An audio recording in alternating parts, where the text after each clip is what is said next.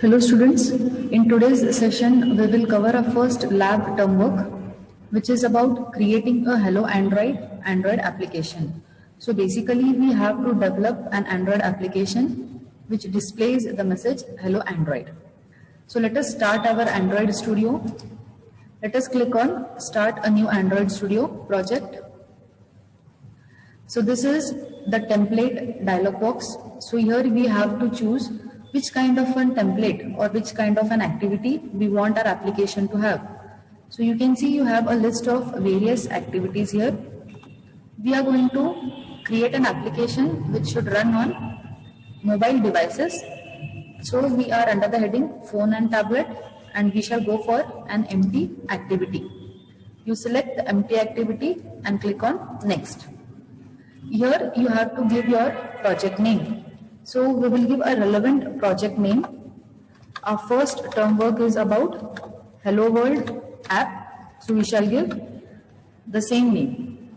Then you have to specify the package name. The package name, the first two words, com.aparna. These are created by default taking your system name. The system name for my laptop is Aparna. So you can see that has been taken here. The next part, that is Hello World app, is the name that you have specified as your project name. Then you have to select the location where your project has to be saved. So your project is going to be saved in the same directory where you have installed your Android Studio.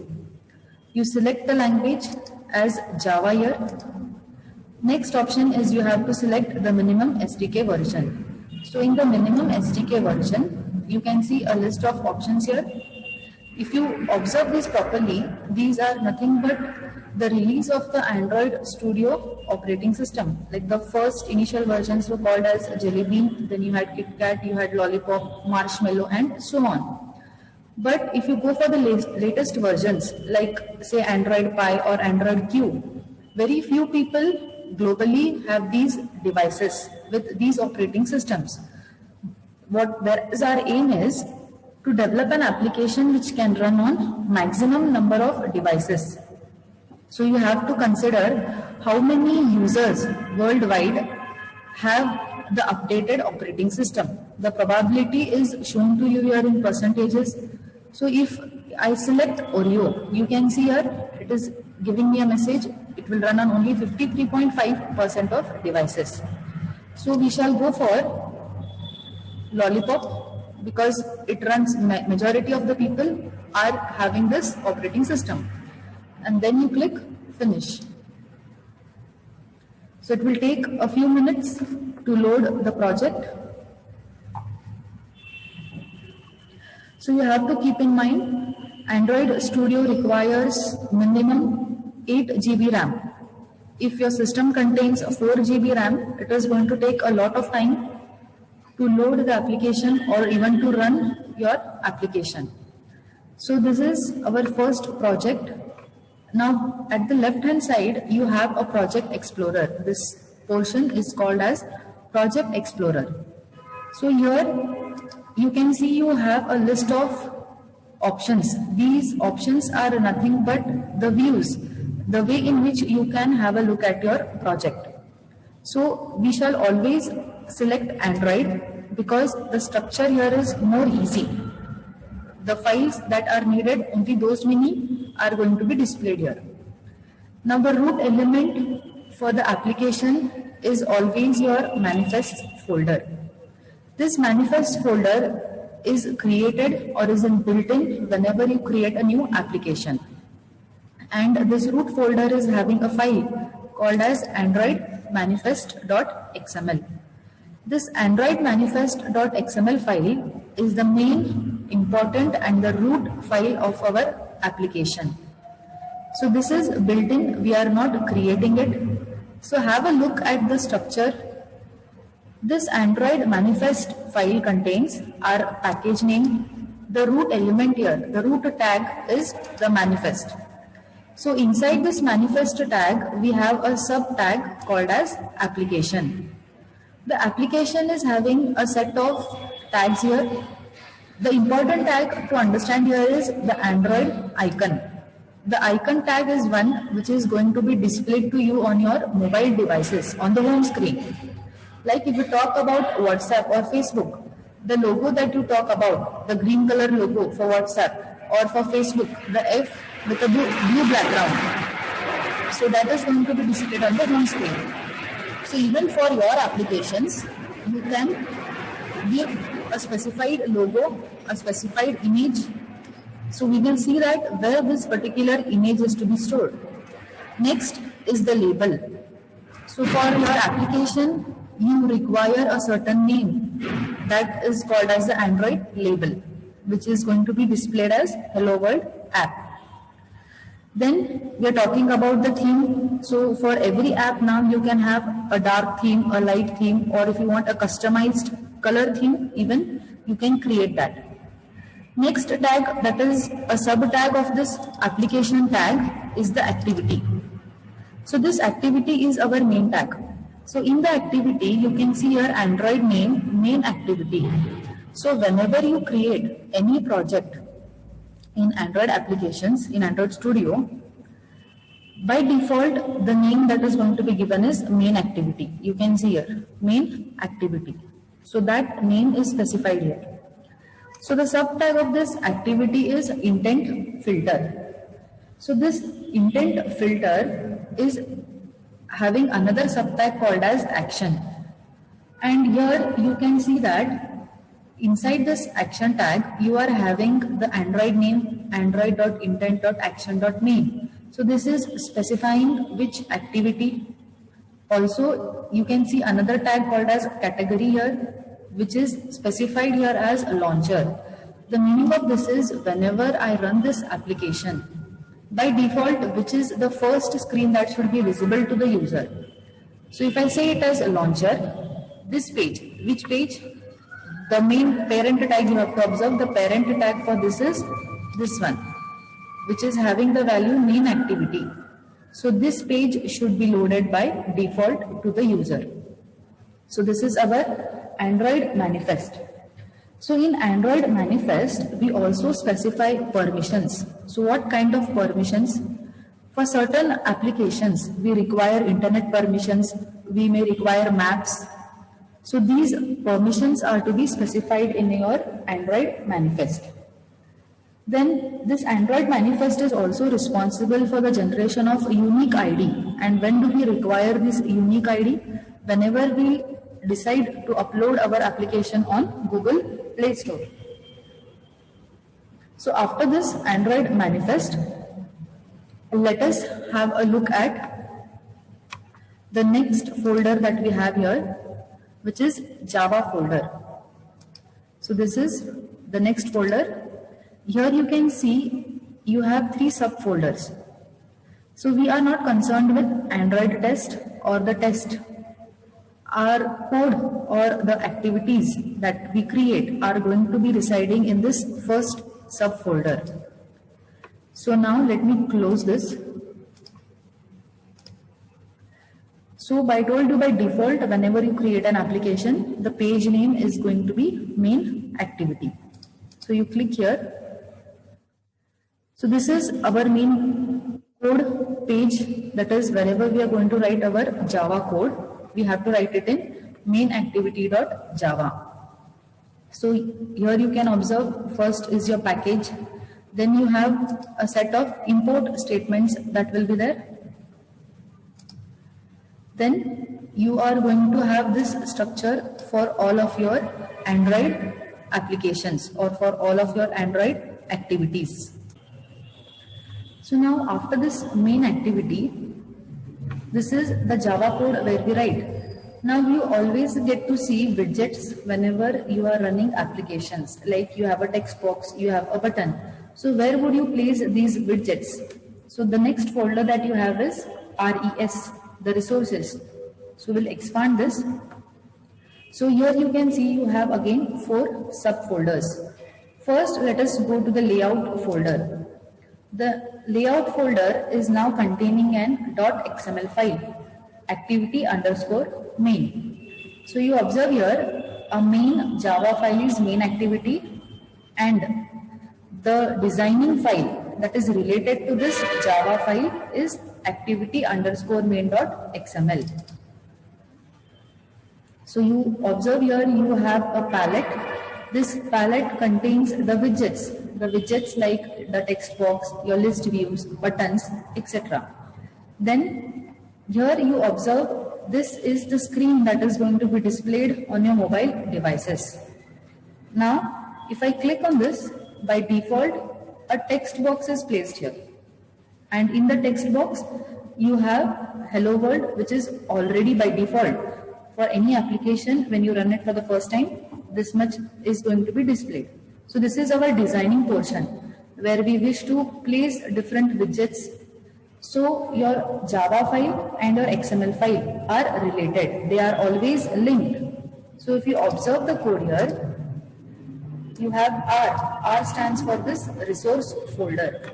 Then you have .layout. So you observe layout is another subfolder of R, and .activity underscore main. So this file it is talking about. So that is how these two files are linked. So any widget that I decide to place on this is the code for that widget is to be written here. And these pages are always called as activities. Next, we will talk about this drawable folder. So this drawable folder contains the static images, the images which you want to make use in your apps, in your Android applications. So preferably you go for .png, you can go for .jpg, but GIF format is not acceptable here. So this drawable folder is going to contain all the static images that you wish to use in your applications. Next, we have another folder called as MipMap. So this MipMap is going to contain the image or is going to contain the launcher image which is going to be displayed in your home screen. So when I talked about Android Manifest, so here you have an icon, add MipMap. So this is the folder /IC launcher. So this IC launcher is this image. This is the launcher logo that is going to be displayed in your home screen for this application. So here you have the same image that is displayed in various density pixels, because this application is going to run on different devices and the pixel density is going to vary on each of the devices. So they have different versions here. So this is about the MipMap folder. Then the last folder that you have is values. So this values folder again contains 3 files which are in XML. The first one is colors. So colors file is basically used whenever you want to store resources that you want, like you want to apply colors to the resources that you have made use in your application. So by default, you will have 3 colors here: color primary dark, and color accent.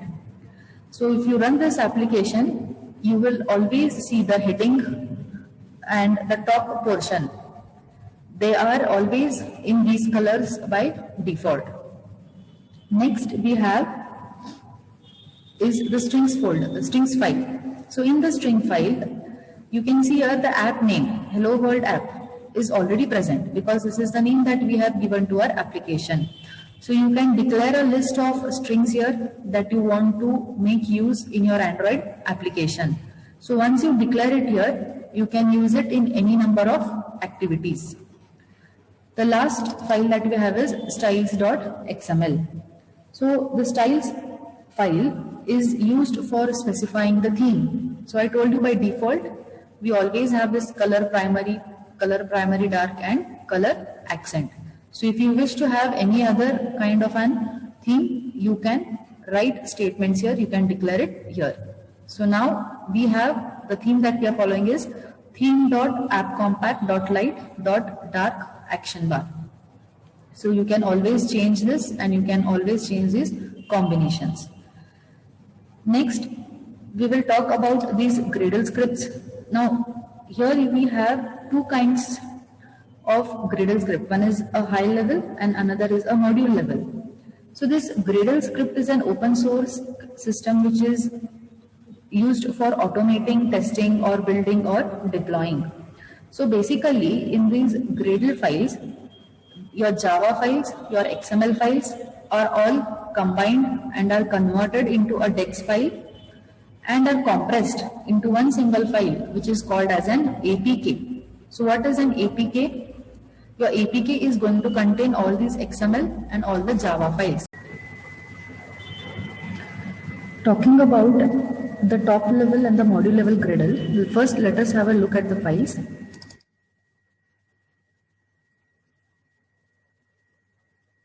So this is our top level Gradle file and this is the module. You can see here module app. This is the module level Gradle file. So now what does this top level Gradle file contain? Your top level Gradle file is going to contain the build script. Now this build script is used to configure the repositories and the dependencies that we are going to use for this project. So talking about the repositories, here you can see by default you will always have Google and Maven's JCenter. Now all these, you do not have to change these repositories, but in case we try to develop an application which requires a different kind of a dependency, we will be trying to add it in our module level Gradle file. Then you have another important thing here, that is all projects. So whenever you decide to make use of any third party plugins or libraries, you can add them here. So here also, whenever you create a fresh project, you can see you have JCenter and Google. Next is about the task clean type delete. So this is going to delete our directory whenever we run this application. Every time we run an application, the residual files have to be deleted. So the task is carried out by this particular task clean function. Then talking about this next category, that is module level Gradle file. So talking about the module level Gradle file, again you can see here the important things. Let us understand first, that is the compile SDK version. So this compile SDK version is going to tell us about the version of our Android IDE. Now for this particular project, we have made use of the API level 30. So the same thing is specified here. Then you can see here minimum SDK version and targeted SDK version. So the minimum SDK version is always going to take an integer value, and this is required to run an application because this is going to prevent the user from installing the application if his mobile does not support this application. Then the target SDK version is going to tell us for which particular device we have developed this application. Then you can see here the last one is about dependencies. So here if you want to add any other dependencies, like you want to have make use of maps, you want to go for images, you will add Picasso library or any other such kind of a dependency, you will usually add it in the module level Gradle file. So this is about the structure. Now let us go to our project. The first project is very simple. We require just two files. This is the main activity file and the related layout file. Layout file always talks about the designing. Now let us understand the code here. You can see here the main activity is the name of this activity, or the intent. It is also called as an intent. The same thing was specified here for your Android manifest. What kind of an intent are we making use of? So it is just a simple activity. That is why the name is main. If you make use of broadcast receivers or any other kind of activities or intent, relative name is going to be used in your Android manifest file. So app compact activity is a class which is always used for the most of the activities in Android applications. Then the next statement, protected void on create bundle saved instance state. So this is going to initiate, or this is going to initialize and run our code. So this onCreate method is important because it is going to start our activity. Then you have super.onCreate saved instance state. So this is going to tell that other code other than starting this activity or starting this app, the other code that is written, even that needs to be executed in addition to the code that is written here. So the code that is written here is to initiate, to start our activity. Next we have set content view r.layout.activity main. So this is going to render our layout on the screen. Render in the sense going to display our layout on the screen. So from where is our layout coming? Our layout is coming from this file. So this is our layout file or the designing file. Now here you have on the right hand side, you can see here you have code for this design. You can split your window, you can have a design view as well as the code view, or you can talk about only the design view. Now you can observe here, this is AndroidX.constraint layout. So we have relative layout, we also have a linear layout. So for this particular first program, which is very simple, we will just change the layout. We will make it linear layout. So linear is trying to arrange your widgets one below another. We'll go for linear layout.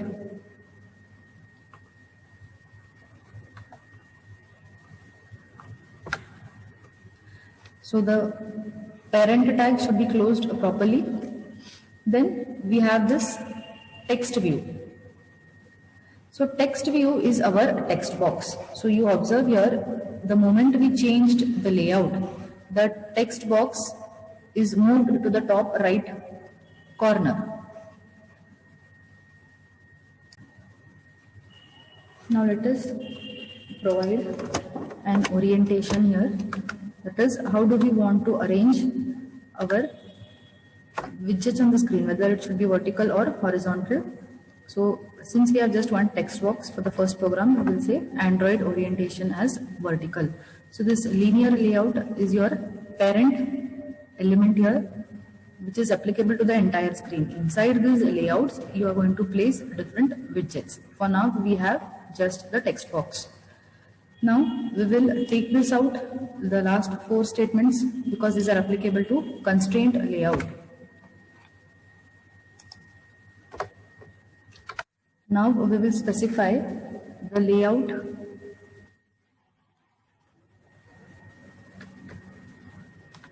gravity to be center, because we want the text box here. So you can see it has come at the center now. Now we will specify the Android gravity again to be center.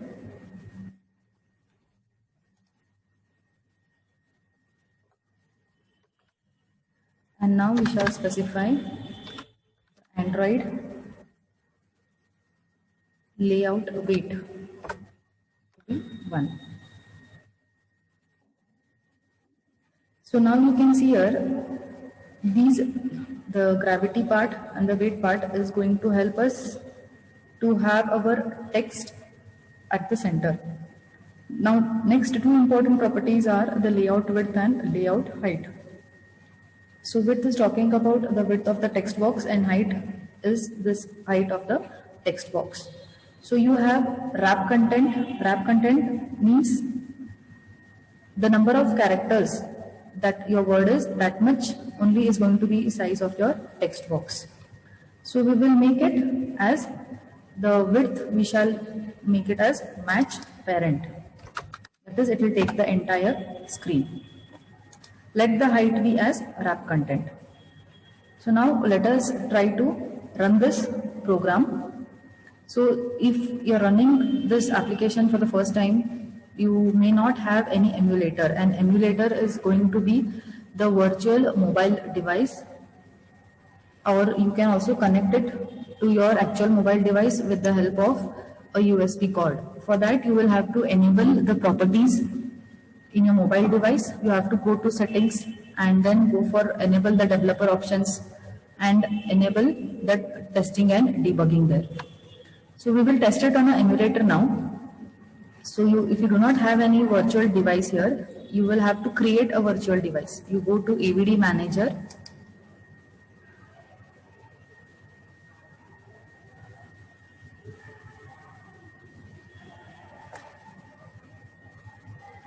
So here you can see I already have 3 virtual devices created. So if it is the first time, you can go for create a virtual device. You select which particular phone you want. The various size, screen resolutions and the screen size is given here. You have to click anyone, say next. Let me go for Pixel. To Excel, I'll say next. So if your virtual device is already having the required software, the APKs installed, it will be there. Otherwise, you will have to download it. Then you click on next.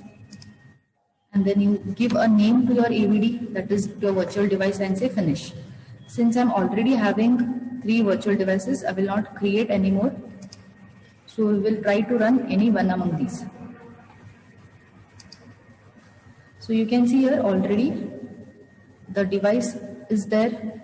So now I'm just going to click on run.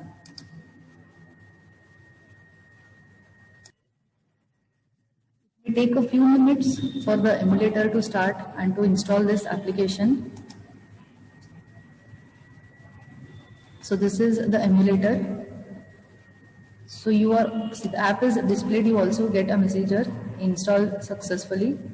So this is Hello World app. So this is the text box. We have expanded the text box here. So this is the first program.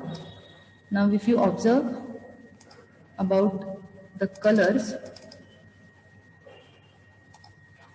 so you can see here color primary dark is this top portion, the top bar, the notification bar. Color primary is this. This is your heading for the application or the title bar. So here you can change the look and feel of your application. So this is the first lab termwork Hello World application. So based on the memory size, it may take a few minutes for your emulator to load and to display this particular application.